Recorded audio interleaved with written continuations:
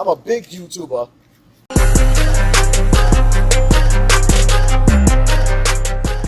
I mean, to be perfectly honest with you, man, you know what I'm saying?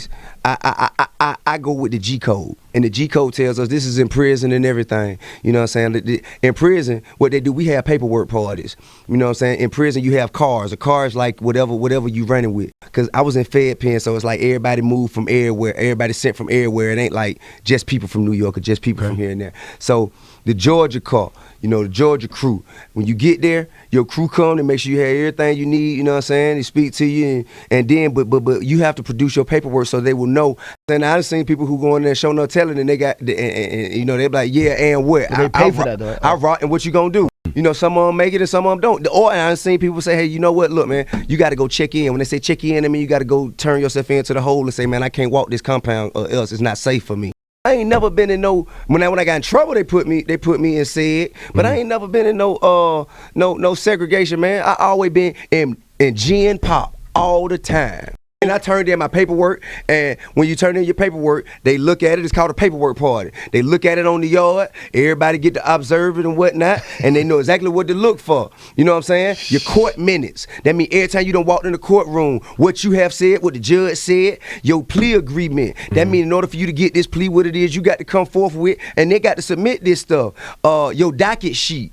You know what I'm saying? All these things. And by the way, anyone who want to have if you want to have a online Wi-Fi paperwork party, man, my Clifford J. Harry, 594-58019 is my number. I walked the compound, both my bids. And if I would have left, and then while I was gone, they found out something funny and I came back, I walked the compound, both my bids, home. And I ain't had no I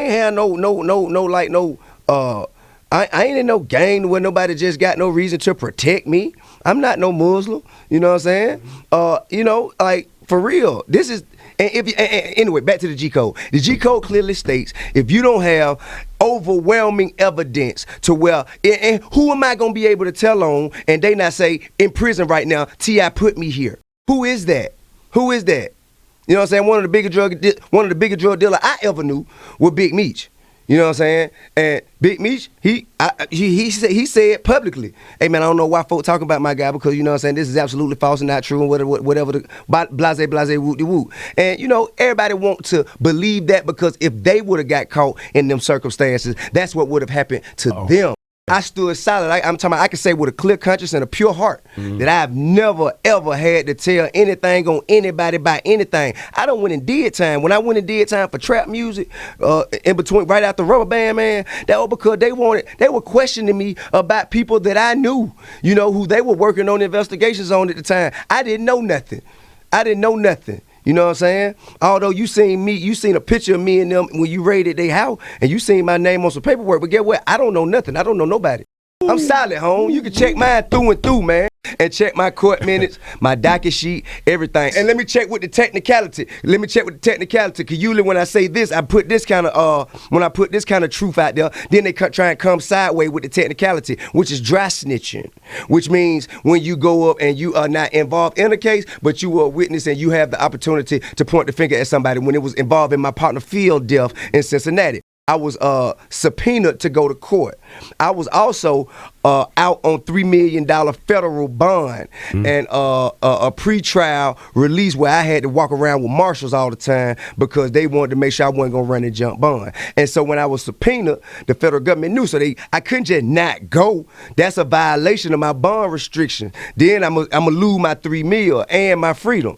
Now I got to go, and plus my partner mama said she wanted me to go, so I went and I sat up there and I told the God's honest truth.